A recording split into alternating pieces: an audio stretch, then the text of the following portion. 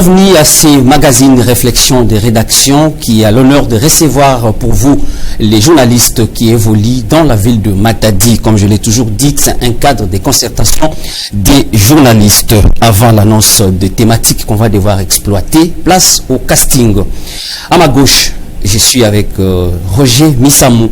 Il est directeur général du média en ligne Alain Congo. Bienvenue Roger Missamou. Merci, cher confrère Pacifique Mwanda, pour l'honneur que vous avez décidé de nous faire en ce week-end.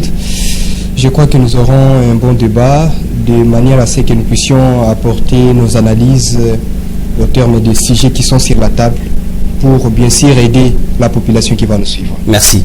Et à ma droite, Jériguen Sefé. Il est directeur général aussi du média en ligne Congo Média. Bienvenue. Merci Pacifique pour l'invitation. Ça devient d'ailleurs une habitude de se voir chaque samedi. Vraiment. Pour essayer un peu de débattre sur l'actualité. Je pense que le débat sera houleux aujourd'hui pour ce numéro spécial. Bien. Et à sa droite, nous avons Elka Mafouala. Il est rédacteur à l'ACP, l'agence congolaise des presses. Salutations spéciales et bienvenue. Salut mon confrère Pacifique Mwanda et bonjour à tous les téléspectateurs. Nous avons accepté de répondre à cette invitation parce que nous avons trouvé qu'il y a vraiment de la matière qui nécessite d'être éclairée. Merci. Et l'équipe technique est costaud. Bienvenue Tsoni, Grâce Falanka sont derrière les caméras. À la régie finale, nous avons donc l'aide de Clovis Solo et Hervé Mena. Encore une fois de plus, salutations spéciales à toutes et à tous. De quoi il va donc s'agir autour de cette émission? Nous allons parler de la controverse sur l'applicabilité du décret numéro 24 du 19 septembre 2024 portant suspension de la perception de la taxe sur la valeur ajoutée, TVA en sigle et rabattement des taux des droits, taxes et redevances sur les produits alimentaires de première nécessité. Là, c'est la première thématique. Et la deuxième thématique, nous allons analyser, entrer en profondeur sur ces sujets qui défraient la chronique dans la province du Congo central. Il s'agit donc du dossier 15 millions de dollars. Voilà. On commence avec Roger Missamou, avec la première thématique. Le gouvernement national a pris une décision juste pour faire baisser les prix de denrées de première nécessité, malheureusement bien qu'en retard, mais au niveau de Kinshasa, il y a quand même des fruits, mais au Congo central jusque-là, rien n'est encore fait. Quelle analyse faites-vous par rapport à ces décrets? Bon, déjà, c'est un sentiment de regret lorsque nous sommes en face d'une décision du gouvernement central ou de l'État congolais de manière générale, mais qui peine à se faire exécuter. En tout cas, c'est un sentiment de regret. Pourquoi? Parce que l'État est en quelque sorte le papa dans la maison. Personne ne peut être au-dessus de l'État. Personne ne peut se taper du pouvoir plus que l'État. Et donc, lorsque l'État prend une mesure, on suppose que les services de l'État ont pris tout le temps pour analyser les aléas ou les éléments qui vont concourir à l'application sans faille de cette décision. Mais lorsque nous sommes en face d'un décret qui d'ailleurs vise l'intérêt de la population, nous avons cette taxe, la TVA. C'est bien entendu la taxe de l'État, puisque c'est l'État qui perçoit, qui utilise la TVA. C'est l'État qui a institué la TVA. Et le même l'État, le même gouvernement décide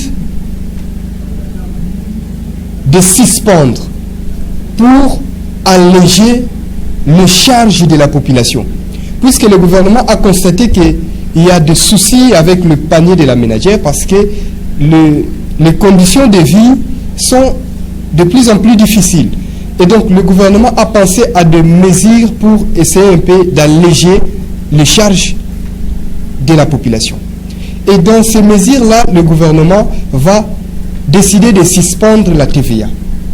Mais les opérateurs économiques vont continuer à percevoir la TVA qu'ils ne vont plus verser chez l'État, puisque l'État a déjà suspendu. Donc, les opérateurs économiques vont percevoir ou continuer à percevoir la TVA. Vous êtes sûr qu'ils sont en train de bénéficier. Qu'ils sont en train de percevoir la taxe jusqu'à Alors, c'est très clair. C'est très clair à vérifier. Combien coûtaient les sacs de riz avant cette décision et combien ça coûte aujourd'hui? Combien coûtaient tous les denrées alimentaires qui ont été ou qui concernent cette mesure avant, puisque c'était au mois de septembre, et aujourd'hui, combien ça coûte? S'il n'y a pas un changement, ça veut dire quoi? Ça signifie que nous continuons à tourner. La TVA, vous connaissez, elle est de combien de pourcents? Elle est de 16%, je crois. Alors, 16%, c'est quelque chose qui doit vraiment avoir de l'impact sur le prix. Mais lorsqu'il n'y a pas d'impact, lorsque le prix n'a presque ou n'a pas changé, nous pouvons nous dire que l'État n'a pas fait grand-chose pour chercher à contraindre les opérateurs économiques à respecter cette mesure. Et que Kinshasa, ce n'est pas, ou la République démocratique du Congo, ce n'est pas seulement Kinshasa. La République démocratique du Congo, c'est aussi le Congo profond. C'est les provinces. Et ensuite Kinshasa. Mais quand vous nous dites qu'à Kinshasa, ça a porté des fruits, mais qu'à Matadi, les fruits ne sont pas palpables. Ça veut dire quoi? Ça signifie que l'État a failli en quelque sorte. Et l'État ne se limite pas à Kinshasa. À Matadi, nous avons l'État. À Nsanda ou à Chimpi ou je crois, ou je ne sais, à Tchela, l'État est là. Donc, ce sont des mesures qui doivent être exécutées sans faille sur toute l'étendue de la République. Je crois que d'entrée de jeu, c'est ma première contribution. Merci Roger Missamou. Et Rigensi, c'est votre point de vue. Voilà, merci Pacifique pour la parole. Je pense que cette thématique vaut son pesant d'or parce que c'est parmi les décisions peut-être qui peuvent aider la population à essayer un peu de mesurer l'efficacité des politiques du gouvernement souverain. Je me rappelle bien que si on a pris cette décision, c'était pour l'amélioration des conditions de vie de la population. Mais malheureusement, sur le terrain, qu'est-ce qui s'est fait? Il n'y a rien de concret par rapport à cette mesure-là. Alors, moi, je me dis que est-ce qu'il faut d'abord recourir aux politiques économiques pour essayer un peu de comprendre qu'il y a applicabilité de cette loi? Je pense que si, de façon interne, sur les théories économiques, oui, il y a applicabilité de cette loi. Mais sur le terrain, il n'y a rien de concret. Alors, vous avez dit sur l'applicabilité des théories économiques. C'est-à-dire que quand on prend une décision, c'est une décision qui est purement économique. Sur le plan théorique, ça marche. C'est vrai qu'on a annoncé sur la suspension de la taxe sur la valeur ajoutée, c'est bon. Mais sur le plan de l'applicabilité, sur le plan pratique, ça pose problème. Je dois expliquer ça en deux formes. C'est-à-dire que cette situation ne sera pas comme une bâton magique. Aussitôt annoncé, automatiquement les prix baissent. Un importateur qui a acheté sa marchandise à $100 au mois d'août, et à ce même mois d'août, le gouvernement décide de supprimer la TVA. Il y a déjà le stock il y a déjà une marchandise qui est en stock achetée au prix X avec une taxe Y. Donc, il faut également des mesures d'accompagnement pour essayer un peu qu'il y ait parité par rapport à ces prix-là. Alors, c'est vrai que au niveau de Kinshasa, on sent qu'il y a des changements, mais comme l'a dit mon confrère, le Congo n'est pas seulement Kinshasa. Le Congo n'est pas Kinshasa, le Congo c'est aussi Matadi. Quand on dit qu'il y a eu baisse, il y a eu réduction, il y a eu suppression de la taxe sur la valeur ajoutée dans certains produits, suspension d'ailleurs, mais sur le terrain, il n'y a aucun changement. Et voilà même, en date, je crois, du 23 décembre, le VPM de l'économie a même rappelé aux opérateurs économiques sur l'affichage des prix. Qu'est-ce qui s'est fait? Sur le terrain, il y a peut-être un sac de riz de 25 kg qui coûtait 22,25 $. En principe, s'il faut y avoir effet sur la réduction de la TVA, on doit sentir les prix à la baisse. Mais au niveau de nos grossistes, ils n'affichaient plus le prix. Or, c'est une infraction par rapport au ministère de l'économie. Donc, le ministre de l'économie a même précisé, a même rappelé que c'est une obligation pour les opérateurs, pour les grossistes, pour les vendeurs d'afficher les prix. Alors moi je vois que derrière ça, il y a un certain sabotage des opérateurs économiques. Je pèse bien mes mots, il y a un sabotage parce qu'il y a des décisions qui ont été prises. Ce n'est pas seulement qu'on doit mettre peut-être une commission pour suivre ça. C'est vrai, mais aussi quand il y a une décision qui est déjà annoncée, ça doit être d'application. Mais je pense peut-être qu'au niveau du gouvernement central, on doit peut-être renforcer également les suivis pour l'applicabilité de ces lois. Merci, Regan Sissé. LK Mafuala, votre point de vue. Pacifique, je l'ai toujours dit, l'ennemi des Congolais, c'est le Congolais lui-même. Lorsque le gouvernement prend la décision, ce n'est pas une décision négociable, c'est une décision qui doit être appliquée à la lettre, parce que l'État congolais ne prend pas des décisions fallacieuses, mais ce sont des décisions qui sont prises pour améliorer les conditions de vie des Congolais. Et les expatriés, les opérateurs économiques en général, qui œuvrent dans la République démocratique du Congo, sont tous appelés à se soumettre aux principes et aux décisions des autorités congolaises. Alors, la question qui nous intéresse ici, c'est, vous avez parlé des controverses et consorts. Vous savez, j'ai suivi analytiquement mon confrère Regan Sissé qui a parlé des stocks déjà achetés en avance avec la même taxe et qui doit parfois être expiré pour appirer avant d'être avant de s'appliquer avec le nouveau système. Mais je ne pense pas que ici le gouvernement congolais soit fragile face à ces opérateurs économiques. Moi, je pense que lorsque cette décision a été prise, d'ailleurs, nous avons tous suivi au travers des images que les opérateurs économiques ont été convoqués, il y a eu des discussions et consorts. Donc, si aujourd'hui, au niveau du Congo, au niveau de Kinshasa, comme vous l'avez si bien évoqué, il y a eu des évolutions, il y a l'évolution, il y a des choses qui marchent, qui évoluent actuellement, et qu'au Congo central, parce qu'on ne peut pas parler des autres provinces aussi longtemps que nous ne maîtrisons pas encore jusqu'à la situation du marché, mais si au Congo central et qu'à Kinshasa, il y a des choses avancent déjà, et qu'au Congo central, il n'y a aucun mouvement. Alors, moi, je parlerai d'un problème de suivi. Vous voyez, je parlerai d'un problème de suivi. Et ça, c'est d'ailleurs un problème qui dérange vraiment les Congolais, qui dérange vraiment dans la politique de notre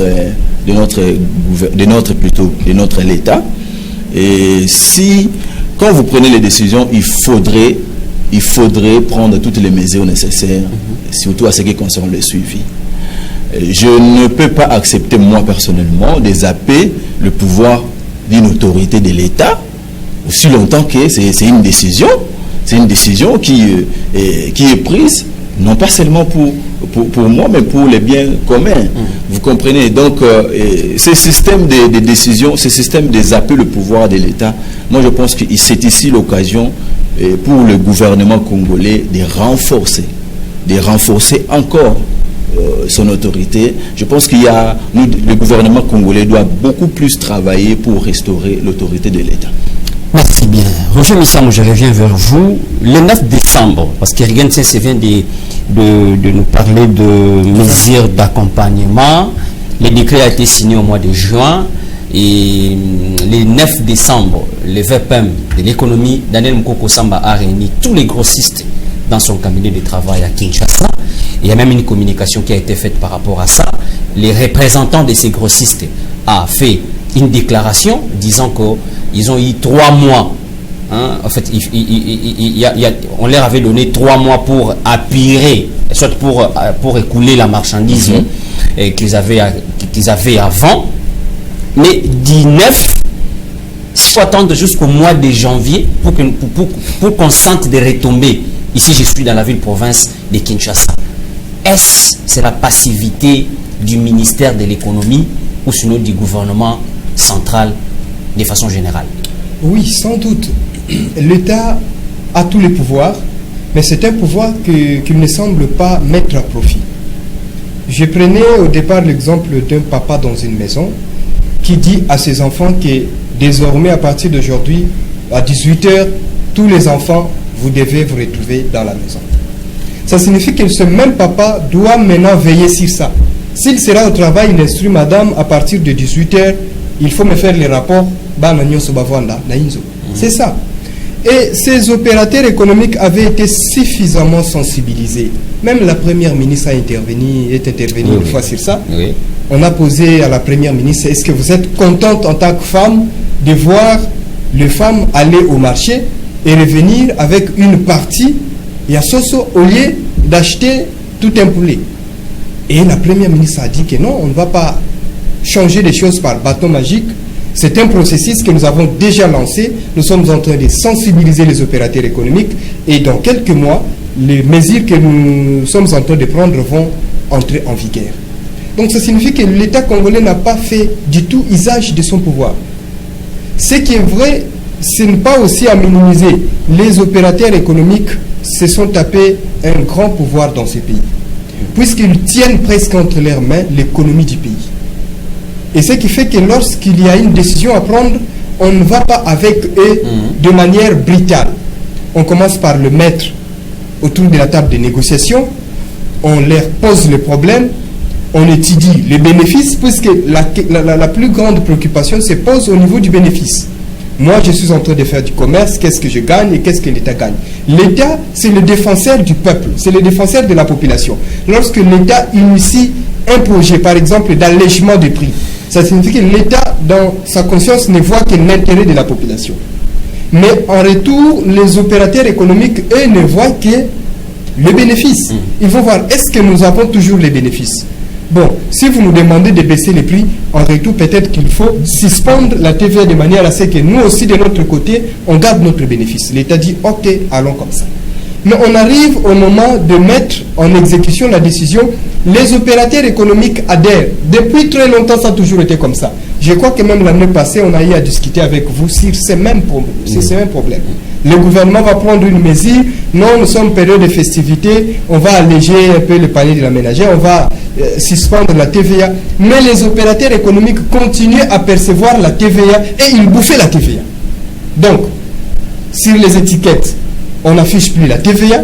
Le prix est resté le même.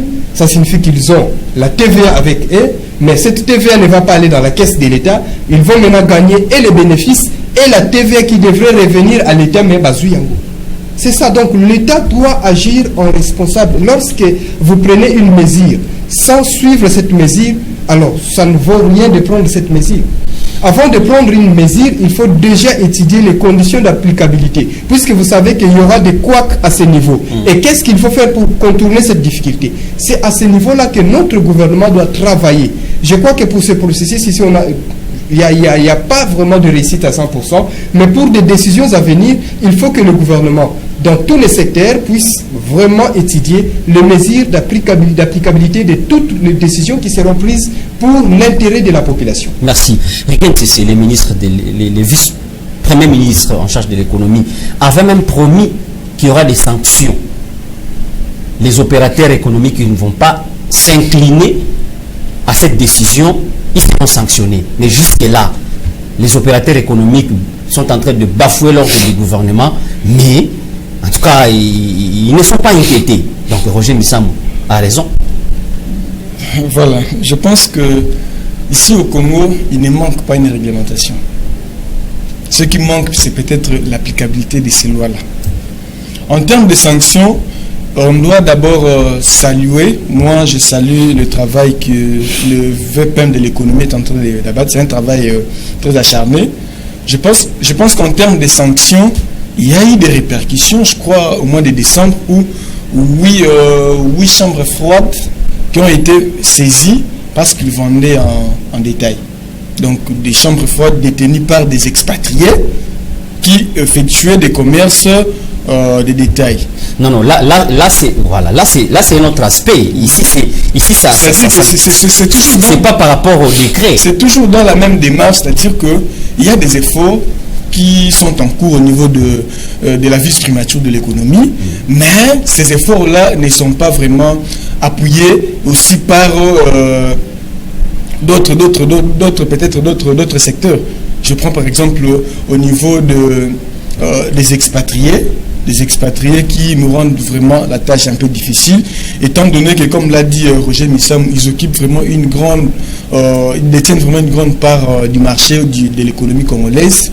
Et les ministres de son Excellence Daniel Mukoko Samba essaient un peu de faire de son mieux, mais malheureusement des efforts qui sont un peu bloqués par rapport au système actuel. Voilà, et Elka Mafuala, passivité du ministre, du vice-premier ministre en charge de l'économie nationale, qui a promis qu'il y aura des sanctions, mais jusque-là, rien n'est fait. Rien ne sait, nous dit qu'il y a quand même des chambres froides qui ont été scellées, et c'était pas dans les mêmes sens, sinon dans les sens de l'exécution du décret de la première ministre. Il n'y a pas de passivité. Pacifique, il n'y a pas de passivité. On ne peut pas parler de passivité ici, parce que vous savez, le gouvernement prend des décisions, mais ce n'est pas à lui d'exécuter cette décision. Vous comprenez? Lui, le gouvernement prend les décisions, le service de sécurité qui s'occupe de ces domaines, bien sûr, ici on parlerait du service de l'économie, de la division de l'économie comme nous sommes au Congo central, qui travaille de manière à ce que la décision prise par le gouvernement soit exécutée sur le terrain. Donc ici vous contextualisez, vous êtes en train de clouer maintenant les ministères au niveau provincial ou la division. Je ne cloue personne, okay. Je n'ai pas cloué quelqu'un ici. Je suis en train d'aller petit à petit pour arriver là où toi tu veux en venir. Vous savez, Pacifique, moi, je reste serein que le gouvernement congolais a déjà, les mesures prises par le gouvernement congolais, il y aura des répercussions. Parce que j'ai suivi le porte-parole du gouvernement, Patrick Mouyaya, qui a dit ouvertement qu'il y aura des gens qui seront arrêtés, ceux qui appelleront le pouvoir de l'État seront arrêtés. Quand? Donc, bien sûr, on parle ici d'un processus. Le processus, c'est tout un processus. Ça commence aujourd'hui, ça va aller. Non, ils ont déjà signé. Les grossistes ont signé. C'était le 9 décembre. Ils ont signé un contrat de collaboration entre le gouvernement congolais 3 mois après la signature du décret de la première ministre. Vous parlez du 9 décembre. Oui. Vous parlez du 9 décembre. Oui. Et comment vous parlez encore de 3 mois après? Non, le décret a été signé au mois de septembre. Au mois de septembre. Et les contrats, ou sinon, comment je peux appeler ça? La convention avec les grossistes a été signée au mois de décembre. Donc 3 mois après la signature du décret. 3 mois après. Depuis qu'ils ont signé, ça fait déjà presque près d'un mois. Donc du 9 au 9, un mois, quelques jours déjà. Mais il y a quand même des grossistes qui ne veulent pas s'incliner. Nous sommes toujours dans un contexte de processus. Vous avez vous-même ici parlé de Kinshasa, où on sent que les choses bougent déjà. N'est-ce pas? Et là... Bien qu'en retard. En retard ou pas, les choses bougent déjà. Okay. Ça signifie qu'il y a déjà l'exécution de cette décision. La décision a déjà commencé à manifester. C'est pourquoi vous avez voulu descendre en province. C'est pourquoi j'ai voulu parler de la province du Congo central. Vous êtes... Voilà, donc au niveau de la province du Congo central, moi j'estime que ici, nous avons aussi des autorités. Nous avons une division, nous avons un ministère de l'économie ici. Nous avons la division de l'économie qui doit jouer son rôle. Donc, la FEC.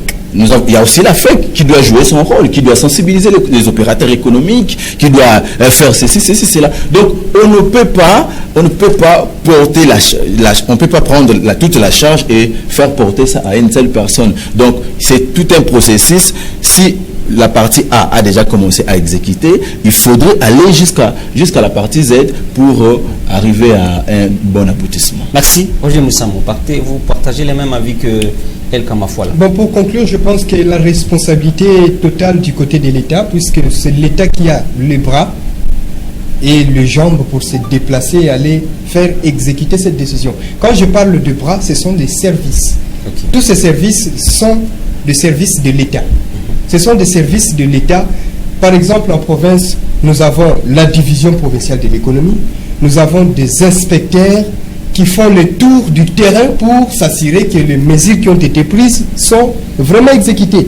Et si les mesures ne sont pas exécutées, on ne peut pas venir dire que non, ce n'est pas de la faute de l'État. Écoutez, la FEC a joué un grand rôle. Non, on ne parle pas de l'État, on parle du gouvernement. S'il vous plaît, El Kamafoala. Il faut parler du gouvernement.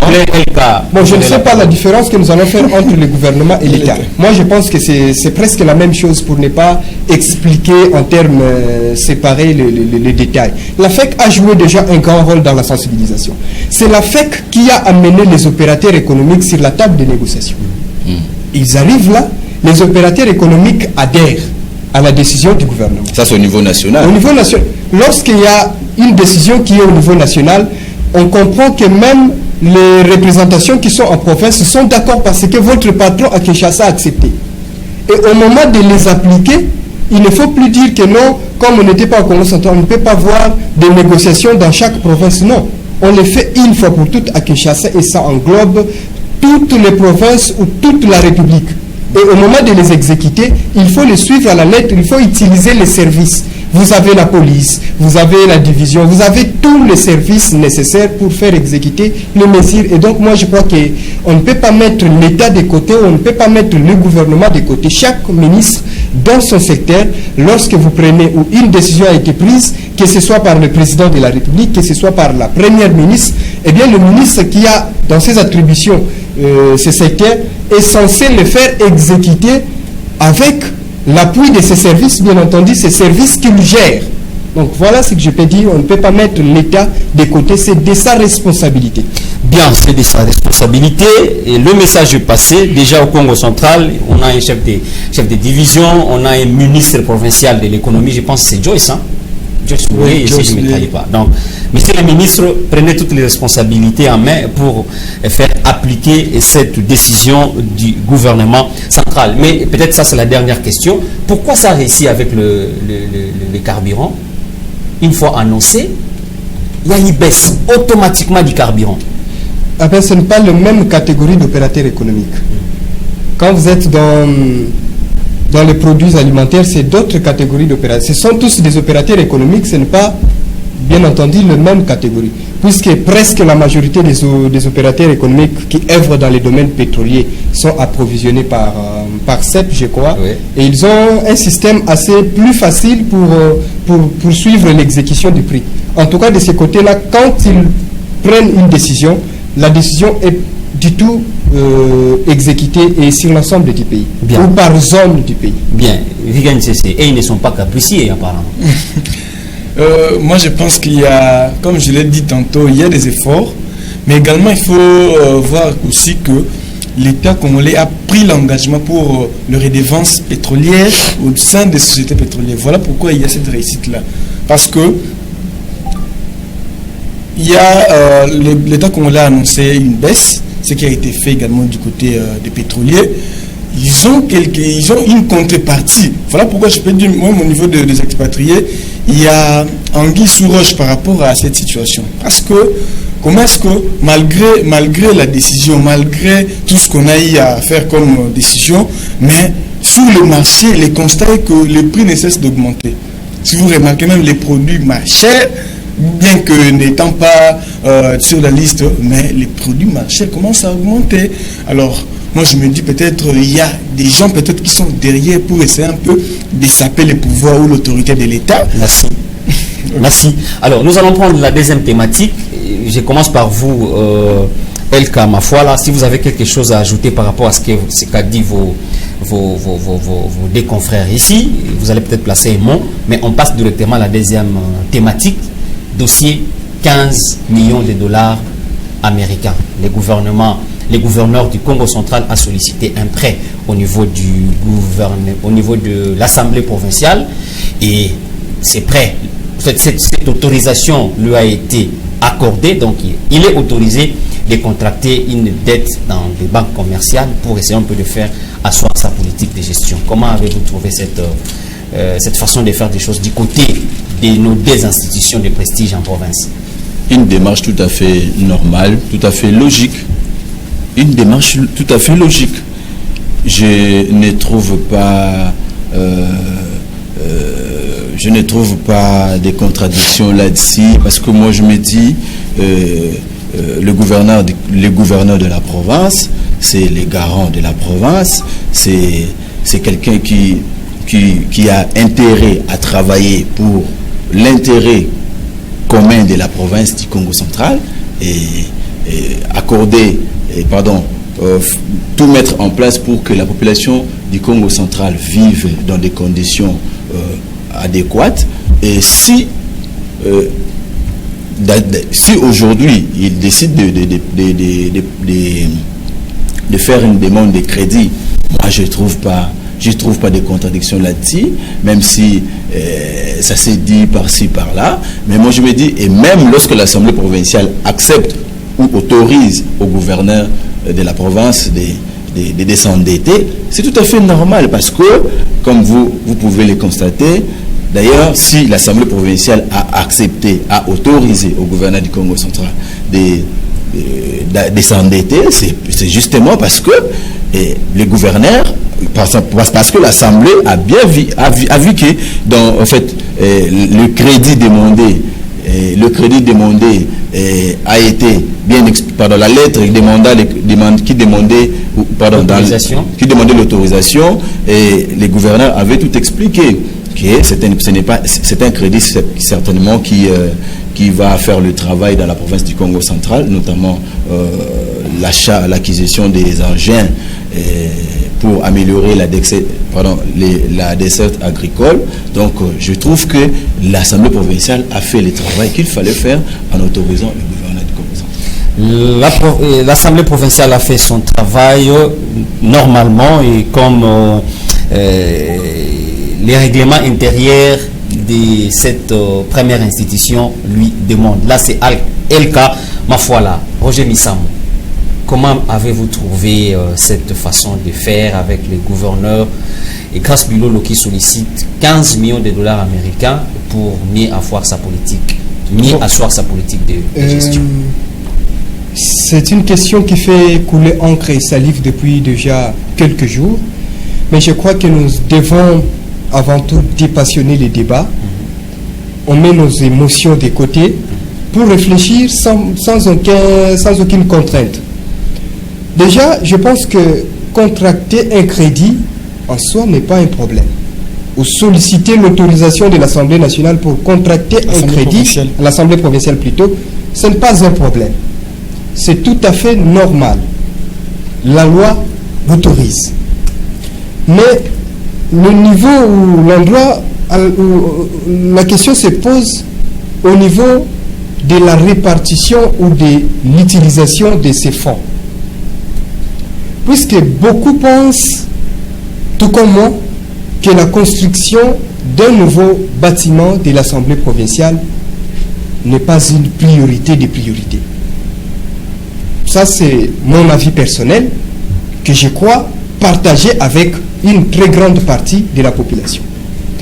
C'est à ce niveau-là que les gens s'énervent. Puisque selon des sources, selon eux-mêmes les députés, soit parmi eux, il y a certains qui estimeraient à 7 millions de dollars américains le coût de construction du nouveau bâtiment de l'Assemblée provinciale du Congo central. Malheureusement, le président de l'Assemblée provinciale a dit que c'est... Même lui-même, il ne connaît même pas les montants. Oui, ça c'est lui qui dit.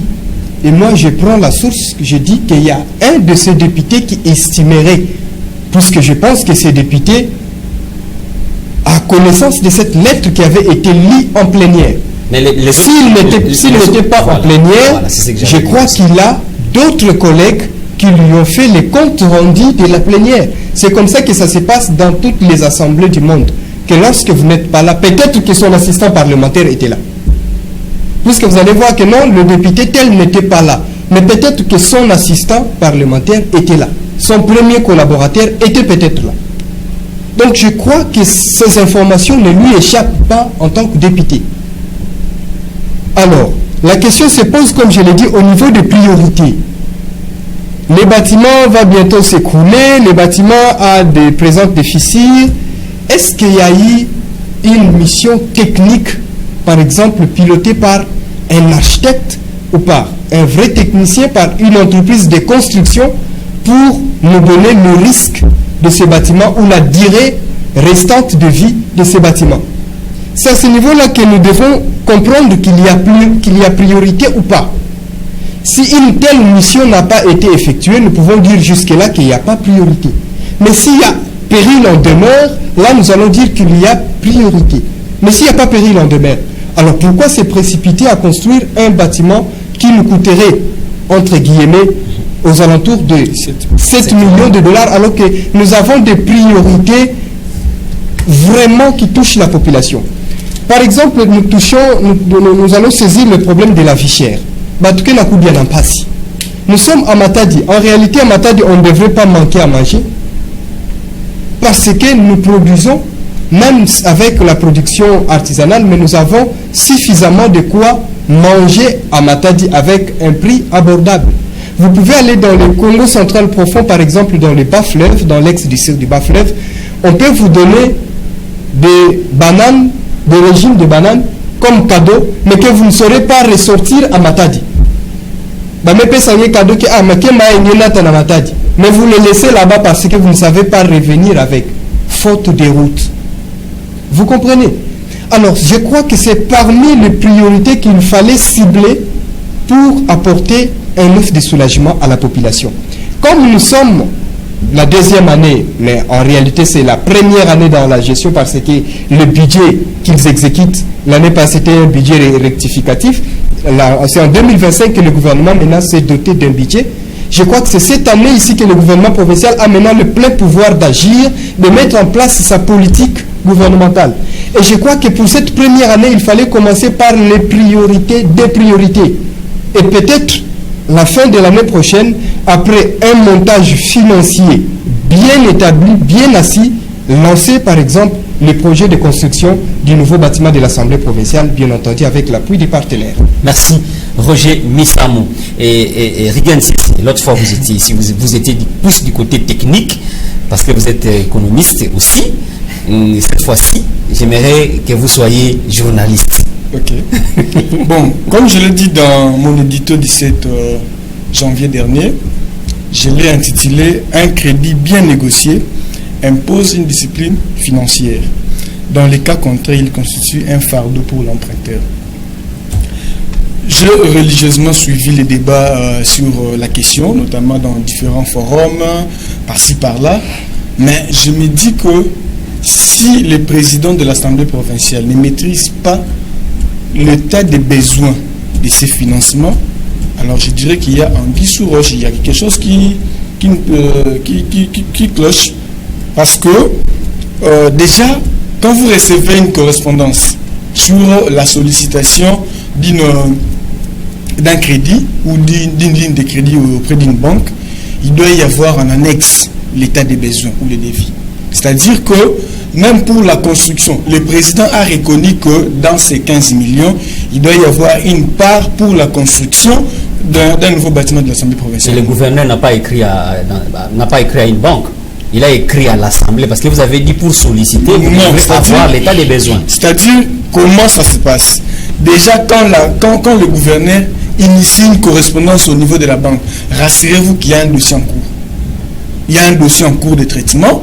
Alors, la banque exige à ce que, peut-être par rapport du point de vue risque, la banque exige maintenant l'autorisation de l'Assemblée provinciale pour contrôle. C'est-à-dire qu'il y a un dossier en cours de traitement, la banque maintenant veut avoir cette correspondance. Déjà, dans cette correspondance, le gouverneur est censé de mettre en annexe ce qui sera l'utilisation de ce capital-là. Parce qu'on se souviendra, le même régime, lors de son installation, ils ont dit haut et fort que nous venons de trouver une province très endettée. C'est vrai, ce n'est pas un mauvais d'avoir un crédit. Mais on doit se dire, ces crédits que je vais avoir, plus le crédit qui est en cours, en quoi est-ce que ça va me permettre de faire le remboursement? Il faut se rassurer pour un dossier peut-être de ces montants-là. Rassurez-vous que le montant du remboursement mensuel sera aussi également élevé.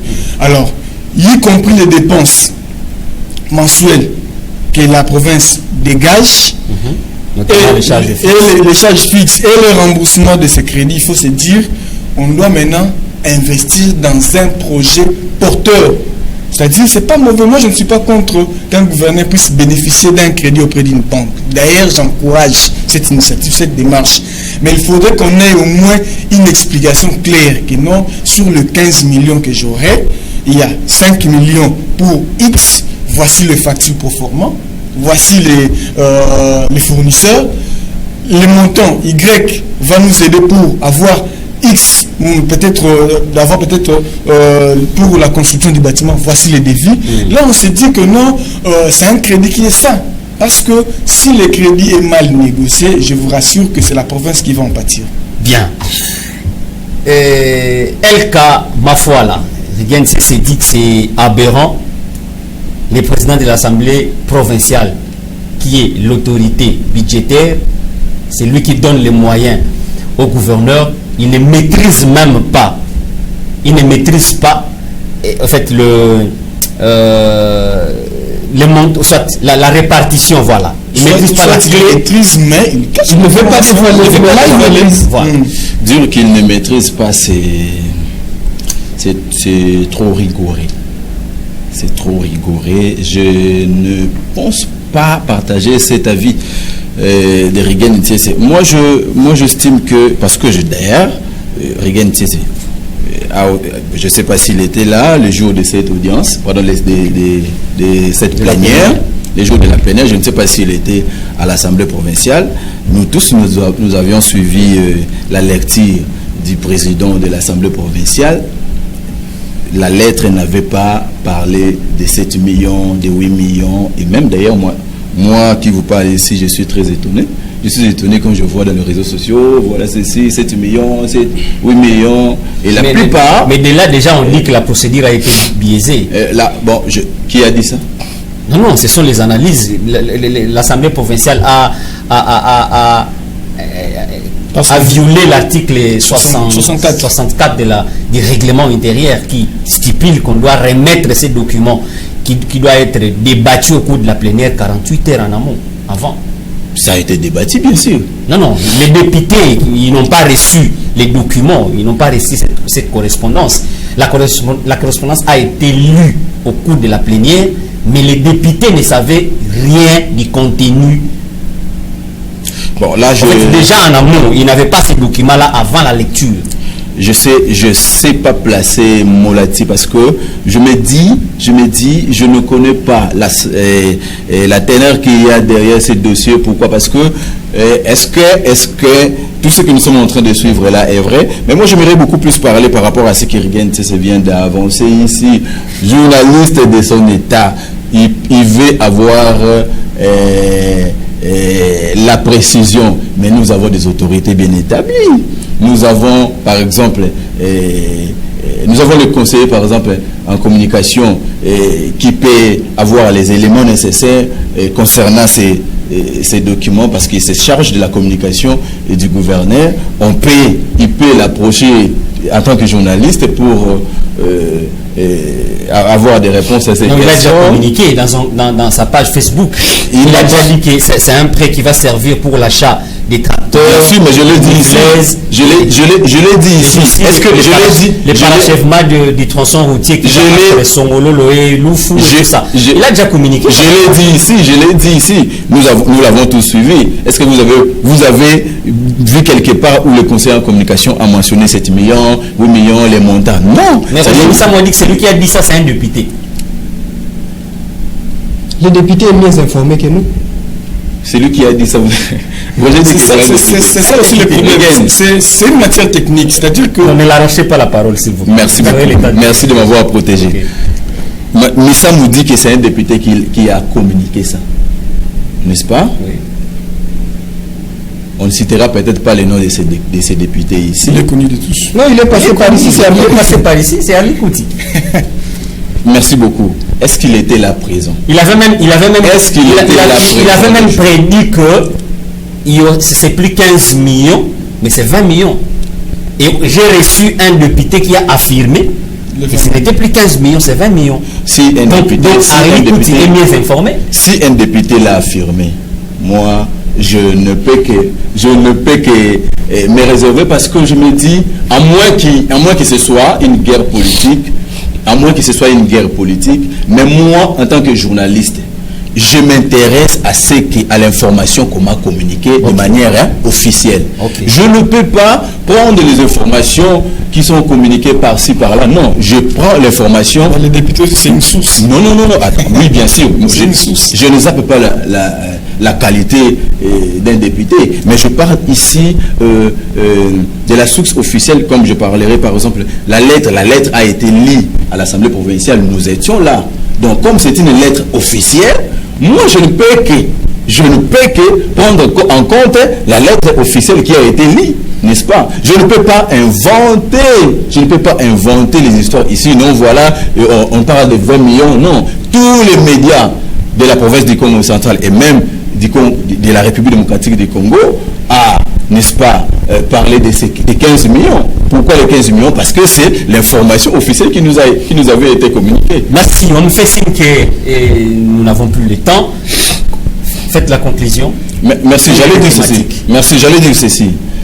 Qu'on arrête avec toutes ces discussions, tous ces débats par-ci, par-là et qu'on sort. Et d'ailleurs, quelquefois, lorsque j'analyse les personnes qui vilipendent les autorités par-ci, par-là, qui publient de n'importe quoi sur les réseaux sociaux, mon cher ami, quand vous regardez bien, ce sont des personnes qu'on est en train de manipuler. Conclusion, s'il vous plaît. J'allais dire ceci. Le gouvernement provincial a ses priorités. Le gouverneur du Congo central a présenté tout un programme quinquennal à l'Assemblée provinciale le jour de son investiture. Et dans ce programme-là, il n'y avait pas le bâtiment de l'Assemblée provinciale. N'est-ce pas? Ici, on parle. J'arrive. Concluez, s'il vous plaît. Merci beaucoup. Donc, si aujourd'hui, l'autorité de la province estime qu'il faut un crédit de 15 millions pour compléter pour faire ceci, pour faire cela, ça signifie qu'il veut travailler pour la province. Donc ça ne va pas aller ailleurs, ça va rester dans la province du Congo central. On arrête avec tout ce qui se passe. Merci Roger Missam, votre conclusion. On ne peut pas arrêter à réfléchir et à discuter sur l'intérêt de la province et sur l'intérêt de la population, d'une manière générale sur l'intérêt de la République. Mais je demanderais que nous puissions réfléchir de manière objective, sans pourtant se faire manipuler, puisqu'on peut aussi se faire manipuler en défendant l'indéfendable. Moi, je crois que nous devons rester objectifs, poussons les autorités à faire mieux, à tabler sur les vraies priorités. Moi, je pense que les priorités ne sont pas encore le bâtiment, à moins qu'on dise qu'il y a péril en demeure. La desserte agricole. Tant que ça ne sera pas péril en demeure, qu'on nous construise des routes de desserte agricole, qu'on puisse nous construire des écoles, des hôpitaux dans d'autres territoires qui sont en difficulté. Allez à Kimvula, allez à Madimba, allez à Tchela, allez à Lukula. Vous allez vous rendre compte que le Congo central, ce n'est pas seulement Matadi. Ici, on peut se plaindre peut-être de la route La Tortue, mais là, c'est plus pire. Les corps sans vie sont transportés à moto, on ne sait pas évacuer les produits agricoles, et conséquences, exode rural. Donc, je crois que les priorités sont là. Allons calmement dans ce sens-là, mais nous demander d'arrêter de réfléchir ça. Vous serez d'accord que l'Assemblée provinciale s'écoule. Vous n'avez pas la parole. Et que le père de famille meurt. Pas la parole. J'ai dit que s'il y a péril en demeure, oui, mais s'il n'y a pas péril en demeure, allons sur les priorités. C'est votre conclusion. Voilà, en termes de conclusion, je dirais que moi, en tant que journaliste et fils du Congo central, je veux l'utilisation efficiente des fonds de la province, mais également je veux également l'amélioration des conditions de vie de la population par l'application de cette loi sur la suppression de TVA. Merci. Je vous remercie d'avoir accepté mon invitation. Le plaisir est partagé. Bien. Merci à l'équipe technique. Nous sommes arrivés à la fin. Au revoir.